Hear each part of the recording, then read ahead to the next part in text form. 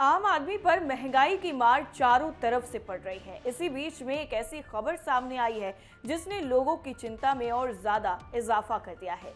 दरअसल मुंबई से जो खबर सामने आई है, जहां पर भारतीय रिजर्व बैंक यानी आरबीआई ने इस साल महंगाई को लेकर के काफी ज्यादा चिंता जाहिर की है। रिजर्व बैंक ने अपनी नई मैट्रिक नीति बैठक में रेपो रेट को 5.25% पर बरकरार रखा है। इसका सीधा मतलब ये है कि फिलहाल लोन की ब्याज दरों में कोई बदलाव नहीं होगा और आम लोगों की ईएमआई पर कोई अतिरिक्त बोझ नहीं पड़ेगा। हालांकि आरबीआई ने आने वाले वक्त में महंगाई बढ़ने का अंदेशा जताते हुए 2027 के लिए खुदरा महंगाई अनुमान को 4.6% से बढ़ाकर 5.1% कर दिया है। आरबीआई गवर्नर संजय मल्होत्रा ने इस फैसले की जानकारी देते हुए बताया है कि वैश्विक परिस्थितियों, खास करके पश्चिम एशिया में चल रहे तनाव और सप्लाई चेन में रुकावटों का असर भारतीय अर्थव्यवस्था पर भी पड़ सकता है। अब चालू वित्त वर्ष के लिए जीडीपी ग्रोथ अनुमान 6.9% से घटाकर 6.6% कर दिया गया है। आरबीआई ने अपनी नीति का रुख इस बार भी न्यूट्रल यानी तटस्थ बनाए रखा है। इसका मतलब है कि केंद्रीय बैंक अभी किसी भी दिशा में जल्दबाजी नहीं करेगा और आने वाले आंकड़ों के आधार पर आगे का फैसला होगा। महंगाई को लेकर गवर्नर ने यह भी कहा है कि फिलहाल रिटेल महंगाई टारगेट के अंदर है, लेकिन फ्यूल और एनर्जी की बढ़ती कीमतें आने वाले वक्त में आम जनता पर दबाव डाल सकती हैं। इसके साथ ही साथ कमजोर मॉनसून को लेकर भी चिंता जाहिर की गई है। दरअसल कम बारिश होने पर कृषि उत्पादन प्रभावित हो सकता है, जिससे ग्रामीण मांग पर असर पड़ सकता है। हालांकि इस पूरे मामले में, इस पूरे फैसले में अच्छी बात यह है कि देश का सर्विस और मैन्युफैक्चरिंग सेक्टर अभी भी मजबूत बना हुआ है।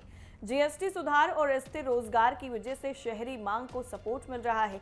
आर्थिक फैसले सिर्फ आंकड़े नहीं होते, ये आम जनता की जेब और भविष्य दोनों पर सीधा सीधा प्रभाव डालते हैं और आरबीआई का हर कदम देश की आर्थिक दिशा तय करता है।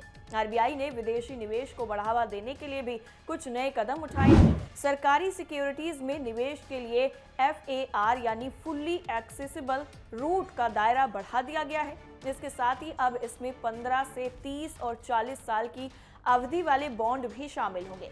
इसके अलावा सार्वजनिक क्षेत्र की कंपनियों के लिए विदेशी कर्ज लेने की प्रक्रिया को भी आसान बनाने के लिए 13 सितंबर 2026 तक रियायती फॉरेक्स स्वैप सुविधा देने का फैसला भी किया गया है।